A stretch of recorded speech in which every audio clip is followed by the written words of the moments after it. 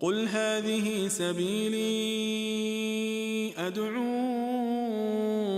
إلى الله على بصيرة أنا ومن اتبعني وسبحان الله وما أنا من المشركين. بسم الله الرحمن الرحيم. الحمد لله رب العالمين، والصلاة والسلام على المبعوث رحمة للعالمين نبينا محمد وعلى آله وصحبه أجمعين. أما بعد, dear brothers and sisters in Islam, Assalamu alaikum wa rahmatullahi wa barakatuh, and welcome to this live episode of Ask Zad. We will take your phone calls directly, and our first caller is Yunus from Germany. السلام عليكم. عليكم السلام ورحمة الله.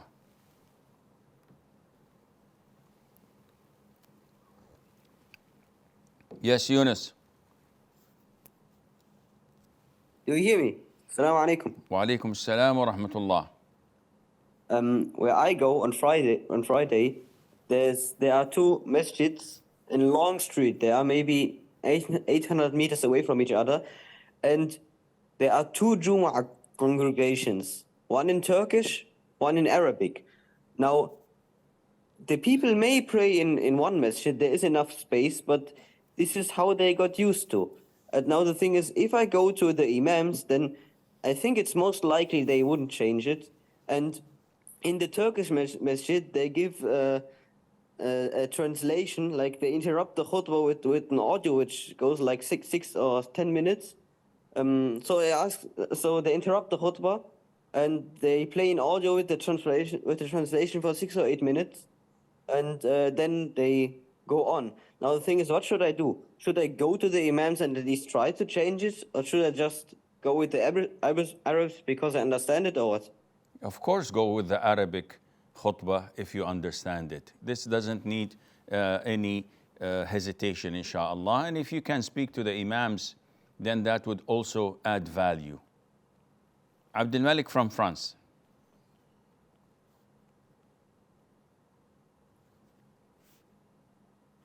Abdul Malik?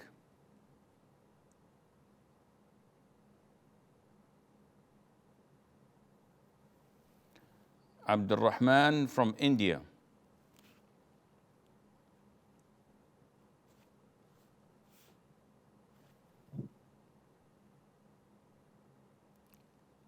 Abdul Rahman. Assalamu alaikum, Sheikh. Alaikum assalam wa rahmatullah.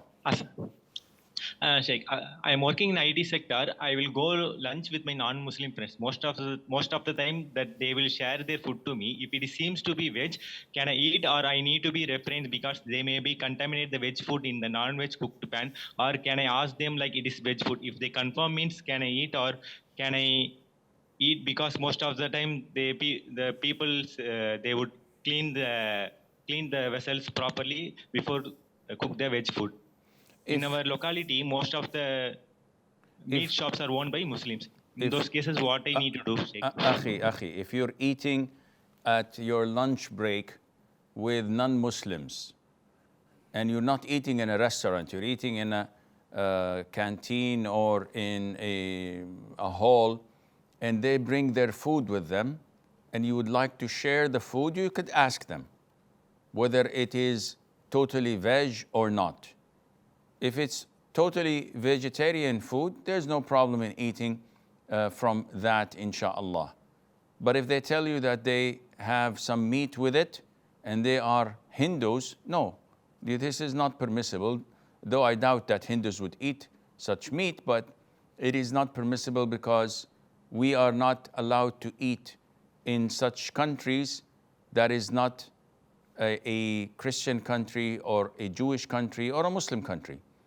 So such people, we cannot eat from the meat they consume because it was not slaughtered according to the Islamic Sharia, and Allah knows best.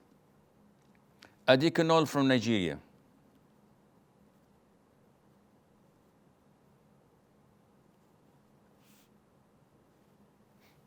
Adikanol.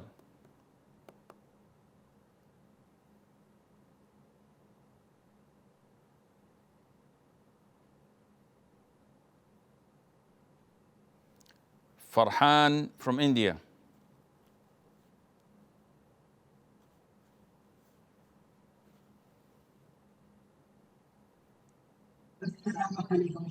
Wa alaikum assalam wa rahmatullah. I had a question regarding burning of chilies to remove evil eye. Sometimes it works. So, if believing that it, the Farhan, I can't hear you because your line is not clear, akhi. I don't know if it's your microphone or what. Yeah. So now? Okay, can you speak? So, yes, I can. Yes. Now. So, the burning of chilies to remove evil eye, it is halal or haram or is it shirk? And some people hang aloe vera and many other things to protect them from black magic and everything else. So, is believing in this shirk or is anything, doing of such kind shirk? Burning of chili or spreading salt and black pepper and curry spices to ward off jinn or evil eye or black magic, all of this is nonsense. It is not mentioned in the Quran. It is not mentioned in the authentic Sunnah of the Prophet ﷺ, and none of the companions had done this. So such a practice, in my own view, acts as a person believes in superstitions. And not only that, it acts as if they are offering sacrifice to the jinn. Maybe the jinn love chilies and they like it burnt. I don't know. So there is no point in burning it or using mustard gas or the likes to ward off jinn, because we have no evidence or proof, neither from the Quran nor from the Sunnah, that this is an effective way or a legitimate way to ward off jinn and black magic. Hence, it is an innovation, it's part of the superstition, and if it is made as a form of sacrifice, then it's shirk. As in some places, when they build a new house, before they enter it, they slaughter a sheep or a goat at the doorsteps, and they put the blood on the doorsteps, seeking barakah. This is a sacrifice to the jinn, so that they would not haunt their house and cause any problems for them. And this is shirk. May Allah protect us all. And from Uganda. Assalamu alaikum. Alaykum assalam wa rahmatullah. You say that it is not recommended for us to send salutations upon the Prophet when we are in sujood. What of the period between adhan and prayers, when it is raining and during the last moments of Friday? I did not say it is not recommended to offer salutation upon the Prophet alayhi salatu wasalam when in the state of sujood. I said it is not part of the sunnah. It is not part of the etiquettes of dua while doing sujood, like in normal times. I'm sitting home and I'd like to engage in dua. So what are the etiquettes? The answer is to face the Qibla, raise my hands, praise Allah Azza wa Jal by saying, Allahumma lakal hamdu hamdan kathiran tayyiban mubarakan fi, and then offer salutation upon the Prophet alayhi salatu wasalam, and after that ask whatever I want from Allah. Whether this is between adhan and iqamah, at the last third of the night, when it's raining, when I hear the sound of a rooster in the early mornings. All of these are times of answering your dua that the Prophet instructed us ﷺ and recommended us to make dua. So if you engage in dua before that, it is highly recommended to do what I just mentioned. In sujood, it's not the case. You just engage in asking Allah directly and Allah knows best. However, if a person offers salutation upon the Prophet ﷺ, there's no issue in that at all, inshaAllah. CD from Germany. Esselamu Aleyküm Şeyh. Alaykum assalam wa rahmatullah. Nasılsın Şeyh? Alhamdulillah Azza wa Jal. In Turkish, I don't know what they say. Rabbana shkina. Yeah. What can I do for you? Ethan. Okay. Sheikh, this is a question from a good brother, Hafidahullah. In Turkey, there is a tradition of paying mahr only after separation, so they don't pay it until there's divorce. So the brother wants to know if it is in accordance with Islam and if there's a possibility to pay a part immediately and another part at a later time, or generally change the timing of payment. Okay. First of all, a dowry or a mahr is a woman's right when a man marries her. Whether this is given before the consummation of the marriage, or during the marriage contract, or at a later time, even after the consummation of marriage, it's all permissible. It's a debt upon the man once the marriage contract takes place. Now, some people would agree and write in the marriage contract that my mahr is divided into 2 installments. One, instant and immediate. Here is a $1 bill as a mahr, and the last portion of it, if there were a divorce, then I will pay the rest, which is $1,000. And the woman agrees and they sign, and that's it. Now, this $1,000 is a debt upon the man. He has to pay it ASAP. Now, if he doesn't, and the woman is fine with that, this debt, the woman has to give zakat each and every year because it's her money and she lent it to someone who's capable of paying it, so she has to give zakat for it. Some people exaggerate and say that, yeah, give us immediate effect, $1 as the first installment. The second installment is $100,000 to be paid if you were to divorce. Now, this is used as a deterrent to stop you from divorcing. And it never works. Because most men, if they want to divorce, they will just wait. They will not see their wives, they will not go to them, they will not provide for them until she files for khul'. If she files for khul', then she has to give up her dowry, which she did not receive in the first place, and the man goes free. And this is not a smart thing to do. Now, if the mahr is given up front, $1,000, here's $1,000. But the woman makes a condition, in case you divorce me, you have to pay me $100,000 or $10,000. And he agrees for that. This is not mahr. This is, let's say, a late payment fee. Call it whatever you want, a penalty. But this is binding because both of them agreed to that. So I hope this answers your question. Amina from the Emirates.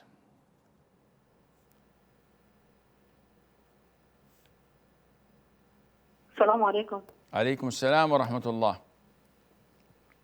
So if I borrow someone money and they want to use the money to buy something and the price increased, so she saved the money and now the money is being with her for more than a year and the money reached Nisab to pay zakah on it. So does she have to pay zakah on it because I don't require her to pay me for another maybe 3, 4, 5 years? And or do I have to pay zakah on it because it's still my money even though I don't have it with me? Wajazakum. It's an issue of dispute. What I follow and I believe is that, number one, you, the lender, have to pay zakat every single year as long as that individual has the ability to pay it and they're not broke. My brother comes and says, I need $100,000 to do XYZ. And I said, here you go. And I give it to him. Now, I know my brother is earning and he has savings, but he needs extra cash. After 1 year, I have to, or when my zakat is due, I have to give zakat on that 100,000. Why? I don't have it. Yes, but if I say to him, give it back to me, he would immediately manage to do something and give me back the money. He's not broke. He's capable of paying it. And I did not put a time limit to it. So 1 year, 2 years, 5 years, 10 years, no problem. I have to pay the zakat yearly. Now, if my brother took the 100,000 and stashed it in his bank account, after a whole year of borrowing it, if he still has the money or whatever is left of the money, he has to pay zakat on that. What? Why would he? If the owner paid the zakat, why would he pay the zakat again? Because the money is in his hand. And when the Prophet used to send, alayhi salatu wasalam, his officials to collect zakat from those who have crops, from those who have cattle, from those who have trades, they used to come and check, how many camels do you have? Give us X amount of zakat. Without interrogating them or questioning them, are they all yours? Or did you borrow some of them? They would take whatever is found and whatever they see. This is why zakat is due upon both, and Allah Azza wa Jal knows best. Yusuf from the Emirates. Sorry. Wa alaykum assalam wa rahmatullah. Alhamdulillah. And he has an apartment in a Kafir country, and he wants me to promote it online for like Airbnb and advertise it. But the thing is, I've been there and I've been in that apartment, and I saw a book that has like a map for like guiding around the country. Like it has multiple places for worship, like it has a church in it, and I saw a cross in the church, obviously. So I don't know if I can advertise this place, and has other places of worship too. There is no problem in advertising an apartment. I don't see any relationship between the apartment and the book, because your friend owns the book. Your relatives may have hundreds of books similar to that, or encyclopedias, or something on their computers that would lead to such thing. You have on your phone Google Maps that would take people to churches and synagogues and temples.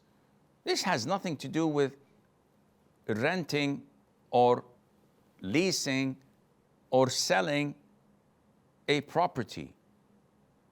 This is not related. Yes, if you tell me he wants me to advertise his apartment as a temple or as a place where people go to worship their false gods, I said, yeah, this is haram. But to rent it and to live in it or to stay the night in it, there's nothing wrong in that, inshallah. Musa from Azerbaijan.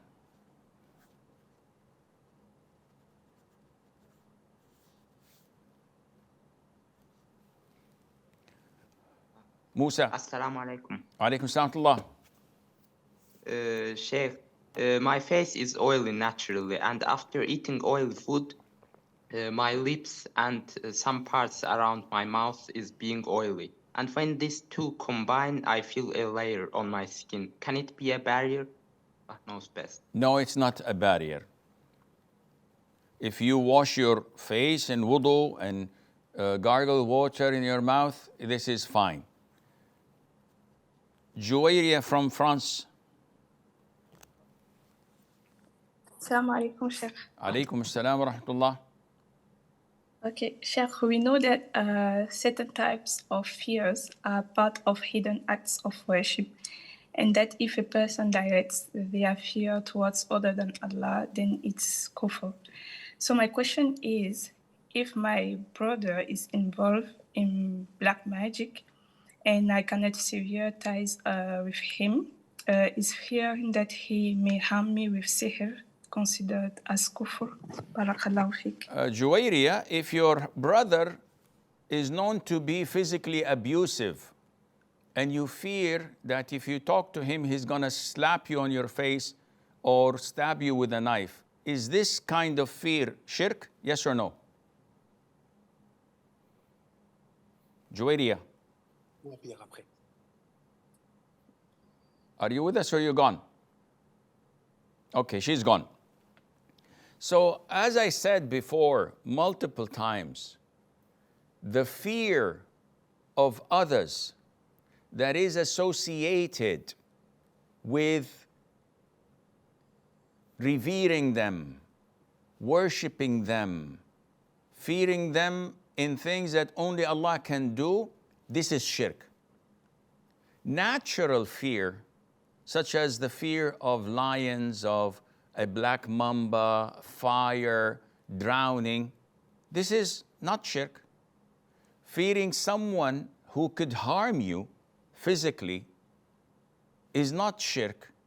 But when I'm in the middle of the house and I fear a ruler or someone of great power, though he's not able to see me or able to control me, and I have this fear that is similar to the fear of Allah, in the absence of that individual that is associated with revering him and glorifying him, this is shirk. And this is not found except with those who worship other than Allah. For example, a thief was caught red-handed stealing. And they say to him, you stole. He said, no, I did not steal.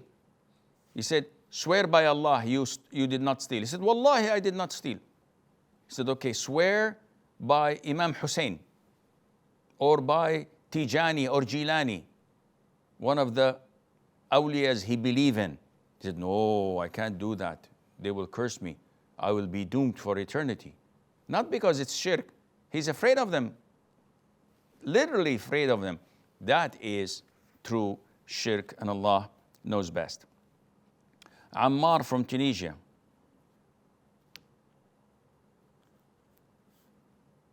Ya Ammar.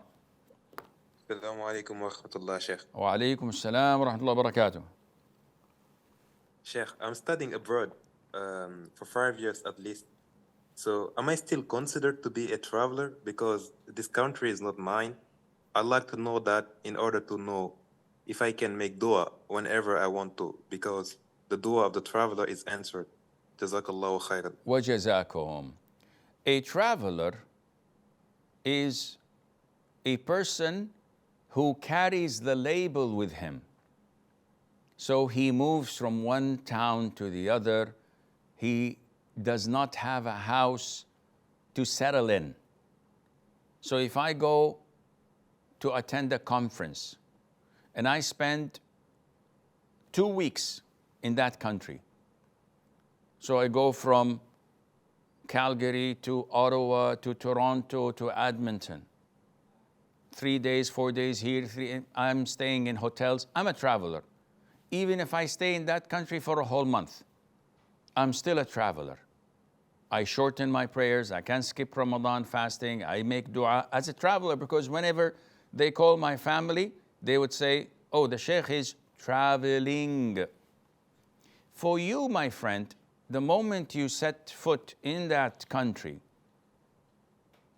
you started to rent a house or an apartment, or moved into a hostel, or to the dorm. And now you have your own room, you have your own bed, you have your own wardrobe, you put your clothes in. You've settled down. So now you're not a traveler anymore. You're a resident. You've settled. So you have to pray on time. You cannot combine prayers. You cannot skip Ramadan. And when you go on vacation to your own country, it's the same thing. But you can shorten prayer and skip fasting when you're commuting between the country you're studying in and your own hometown, because you are a traveler. But in both of the places, you are a settler, and you cannot combine or shorten your prayers, and Allah Azza wa Jal knows best, bearing in mind that dua is not necessarily related to a traveler. You can make dua between adhan and iqama every single fard. And you can make dua at the last third of the night, and when the rooster makes its call, you can make dua. When it rains, you can make dua. When you are in distress, you can make dua. So many places that, and the last hour of Friday, you can make dua. These are blessed times and recommended for us to make dua, and Allah Azza wa Jal knows best. We have a short break. Stay tuned, and inshallah we'll be right back.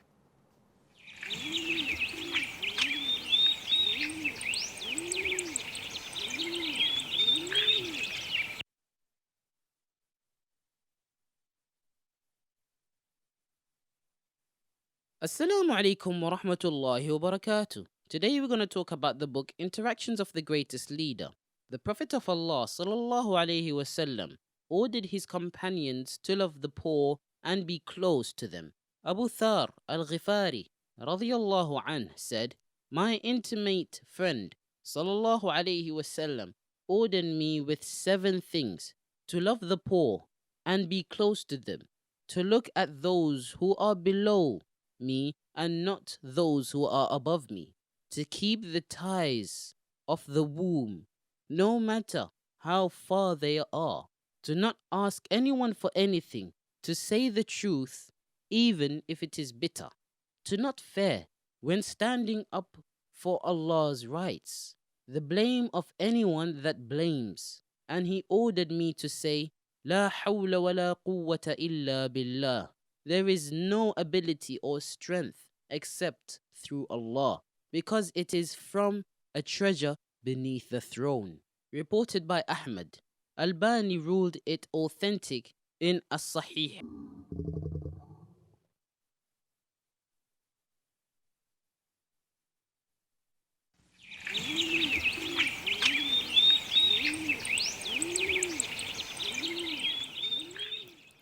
Assalamu alaikum wa rahmatullah, and welcome back. We have Suad from the UK. Assalamu alaikum, Sheikh. Alaikum salam wa rahmatullah. Yeah, Sheikh, I recently visited my friend after Juma prayer. And while I was in her house, it was time to pray Asri. And she told me that it's best to delay Asri prayer on Juma. Is that correct, Sheikh? The answer is no. This is totally baseless. It is never part of the sunnah to delay Asr prayer any day of the week at all. So I don't know where she brought this piece of information. Hamid from Nigeria.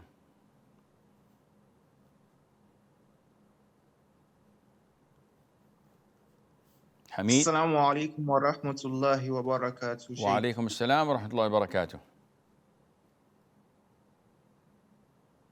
My question is, how do we remember Allah when we want to sleep during the day, and when we wake up during the day? Jazakallahu khair. Wa jazakum. There isn't any prescribed dua that we know of to go into a nap during the daytime. So if someone says, Bismika Allahumma ada'u jambi wa bismika arfa'uh, the rest, that would be sufficient. In your name I put my, I lie down, and in your name I rise up to the end. That's sufficient, inshallah, though it's not prescribed for daytime. It's prescribed for night time. And if one says, Alhamdulillah alladhi ahyana min ba'di ma amatana, praise be to Allah who gave us life after this minor death, and to him is the resurrection or to return. Also, this is fine, but again, there is nothing prescribed for the daytime sleeping. Ubay from Tunisia. Assalamu alaikum. Wa alaikum assalam wa rahmatullah. How are you doing, Sheikh? Alhamdulillahi Rabbil Alameen. My question for today is, what are the etiquettes of using miswak? Is it inappropriate to use it in the masjid or in the street in front of people? Do we use our right or left hand?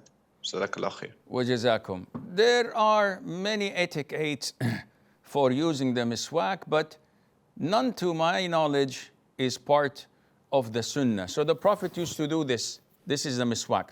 And he used to brush his teeth. And he used to extensively do this. And he recommended brushing our teeth whenever we want to perform wudu, whenever we want to pray, before praying, and when also a person enters his home to meet his wife, etc., he should have a nice, pleasant smell to his mouth. This is part of the sunnah. Now, a lot of the people, due to the Western etiquettes, see it repulsive to use the miswak in the masjid, in a conference room, in a business meeting, in the streets. And it appears that they don't have anything against you, but they have something against the sunnah. So this, one way or another, raises feelings of resentment. May Allah Azza wa Jal protect us. And there's nothing wrong in doing it. I'm not spitting in your face when I'm using my miswak like this. Yes, if I'm talking to you, I wouldn't do, yeah, you should do this, you should do. No, this is inappropriate and unethical. But if I'm on my own, if I'm walking in the streets, if I'm in a meeting listening to someone and I'm using my miswak, I'm attentive. Even in khutbat al-jumu'ah, and this may raise eyebrows for some, unless they have micropigmentation. Anyhow, if you are listening to the khutbah of the Jumu'ah and you fear that you will fall asleep, the khatib is so articulate to the extent that everybody is nodding their heads and dozing into sleep, because his way of giving the khutbah and the subject itself. And so if you fear falling into this form of lack of concentration, there's no problem in using the miswak. Oh, Sheikh, but the hadith says if you touch the stone, then you have no Friday. This is for those who are playing around. But for someone who's about to fall asleep and he cannot shake it off, then using the miswak for this purpose, inshallah, would be fine. And Allah Azza wa Jal knows best. Safiya from the UK.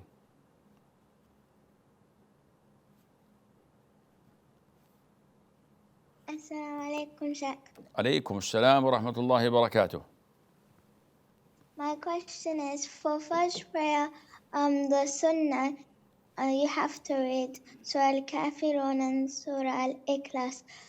Is my prayer still invalid if I forget to read those surahs? Jazakallah khair. Wa jazakum. First of all, Safiya, you said in Fajr Sunnah, we have to.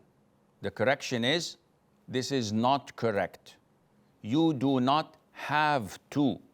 Because when you use the word have to, it gives a form of obligation.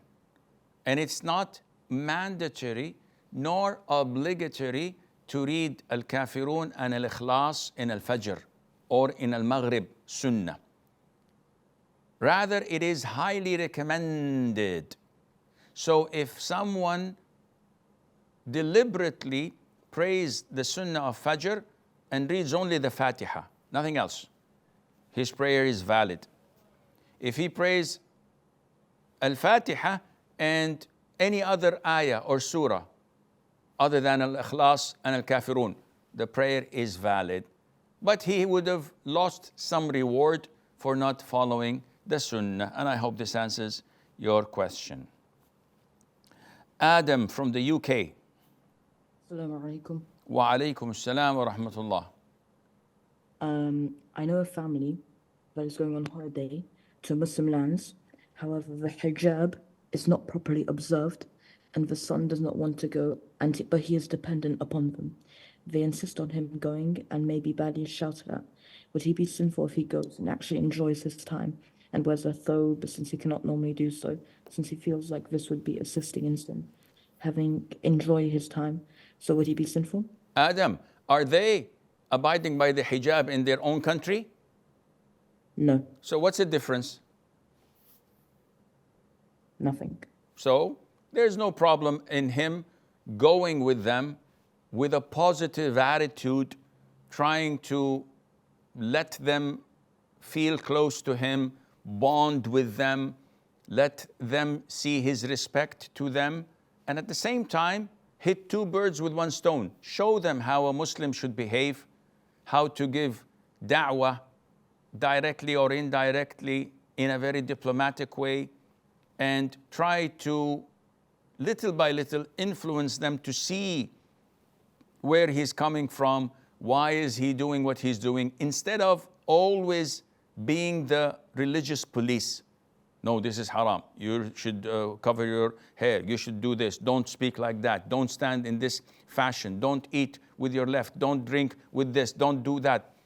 This is all what they see from you. So you, being in their shoes, how would you react when someone comes to you like this? The difference between you and them is that Allah has thrown the light of Iman in your heart. So if I were to come to you and speak to you rudely about something that you should do backed by Quran or Sunnah, you would be offended because of my rude behavior, but you would accept it because you have Iman in your heart. So you would take it on board and you would do it. Now, with them, it's different. Even if you show them the Quran or the authentic Sunnah, they will not accept it because they don't have this Iman in their heart yet. So you would be plowing in rocks and stones. Nothing would ever grow up from there. You need to cultivate the land first. And you do this by making them respect you, love you, trust you, think that you want the best for them, not that you want to control them and to police them and to be able to act upon what Simon says. I don't know, maybe this makes sense, inshallah. Fahim from Bangladesh. Assalamu alaikum, Sheikh. Alaikum salam to Allah. Sheikh, here in Bangladesh, some of the Muslims are so much fascinated with the arrival of Imam Mahdi, Dajjal, the battle at the end. They feel the end of time. Arrival of what? Arrival of Imam Mahdi. When is he coming? Sheikh, that's my point. They are so much fascinated with that. I mean, they sit in the lazy chair. They're just fascinated with the arrival of Imam Mahdi, Dajjal, the battle and the end. And they don't even think of fixing themselves, Muslim community. That they do dawah in an offensive way on social media, believing they are superior to kafir in terms of getting Jannah at some point for being Muslim. And many people are Islam for partially because of their activities. So how we Muslims should approach in such cases? That's my question. Wajazakum. Akhi, these people are delusional. We as Ahlul Sunnah wal Jama'ah believe without any doubt that Imam Mahdi is coming and that he is the son or the descendant of the Prophet alayhi salatu wasalam. His name and his father's name is Muhammad ibn Abdullah, similar to the Prophet's name. And that Allah would guide him overnight, meaning all of his life he was, I wouldn't say a playboy, but he wasn't a practicing person. But overnight, Allah guides him and he becomes a righteous, practicing Imam. And in his era and time, Isa ibn Maryam, Jesus, peace be upon him, would descend from the heavens and would fight the Antichrist, the Dajjal, and kill him. This would happen at the end of time, not now. But his arrival, their arrival, doesn't mean anything to you and me, because we know that among those who will follow the Dajjal are many Muslims who would turn on their heels and leave Islam. And this is why the Prophet ﷺ ordered us to seek refuge in Allah every single salat. At the end of it, before offering salam, when we say, أعوذ بك من عذاب جهنم ومن عذاب القبر ومن فتنة المحيا والممات ومن فتنة المسيح الدجال. I seek refuge in you, Allah Azza wa Jal, from the tribulation and the testing of this calamity, this fitna, this trial of the Antichrist or the Dajjal. The Prophet told us that those with weak iman would come to see him and they would turn back on their heels and follow him. And this is why the Prophet says, whenever you hear of the Dajjal, do not confront him and run. Because one of you goes to listen to him thinking that he's a believer, and after listening to him, he flips and becomes a kafir. Therefore, don't care when Al-Mahdi is coming, because if he comes in the state that you and I are in today, most likely we would not follow him. Our iman is weak.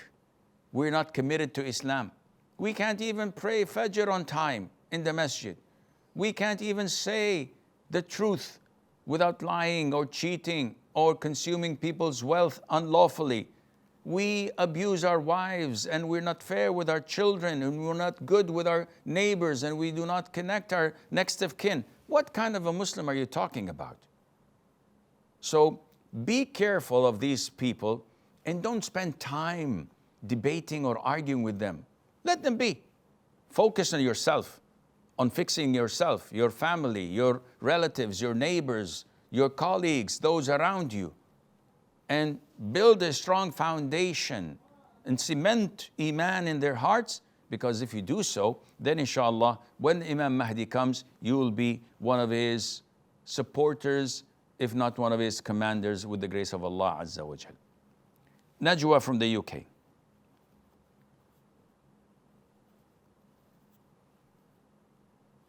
Najwa.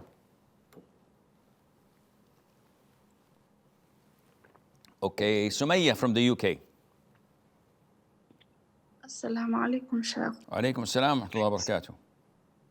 So, whenever, as a Muslim woman, or whenever in prayer, whenever whenever I do the first sujood and I get up to say Rabbil Firli, I always feel like my clothes get tight on me, and when I sit on my left leg and my right leg is upright, my right leg is the garment is tight on it. So do I have to fix every time that I do that and make the outer garment, like I wear a big khimar, but it goes up to until the knees? So do I have to put the khimar on top of it every time? No, there is no need to that, inshallah, because your figure is your figure. And it's like saying, when I walk in a windy day, the wind makes my abaya tight on my body, and it may show my curves. But this is something you can't do anything about. And the position you're in is momentarily. It's not something throughout the whole salat. You're not wearing tight clothes. It so happened because of your posture, or position, whether you're in sujood or in ruku or in sitting position, that it may show some of your body bone structure, and there's no problem in that, and Allah Azza wa Jal knows best. This is all the time we have until we meet next week on Saturday. I leave you fi amanillah. Wassalamu alaikum wa rahmatullahi wa barakatuh. قل هذه سبيلي أدعو